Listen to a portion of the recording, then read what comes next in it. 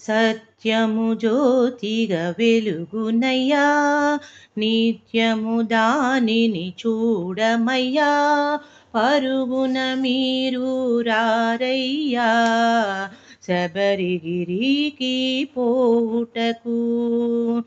హరిహర మానస సుతుడైనా సురలా మొరలను ఆలించి, ధరణిలో తాను జన్మించి 16 వసించి, ఘోరాడవిలో బాలునిగా సర్పము నీడలో పవళింప, వేటకు వచ్చిన రాజునకు పసిబాలునిగా కనిపించే.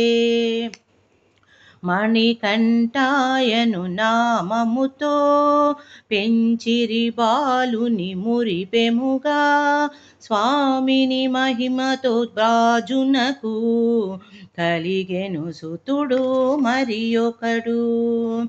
గురువాసములో చదివింప, గురుపుత్రుని దీవింప, మాటలు రాని బాలునకు మాటలు వచ్చెను మహిమలతో.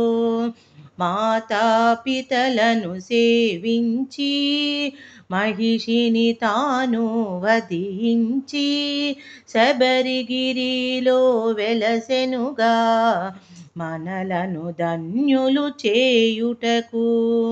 అయ్యప్ప అను నామముతో శిలరూపమున తానున్న, జ్యోతి స్వరూప మహిమలతో భక్తుల కోర్కెలు తీర్తురయ్యా. మార్గశిరాన మొదలెట్టి 40 దినములు దీక్షతో, శరణని భజనలు చేయుచు ఇరుముడి కట్టి పయనించు.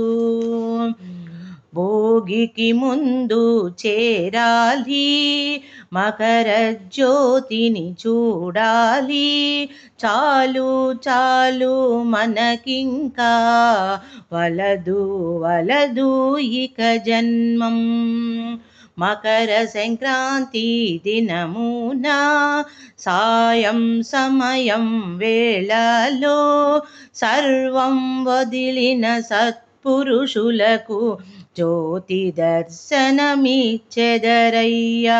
పాలభిషేకం స్వామికే, నెయ్యభిషేకం స్వామికే, తేనభిషేకం స్వామికే, కులాభిషేకం స్వామికే. కర్పూరహారతిని తనకెంతో, పానకమంటే మరి ఎంతో, శరణన్న పదము ఇంకెంతో ఇష్టం ఇష్టం స్వామికే. హరిహర ఆసనం స్వామిది, సుందర రూపం స్వామిది, కనుల పండగ మనదేలే, జన్మ తరించుట మనకేలే.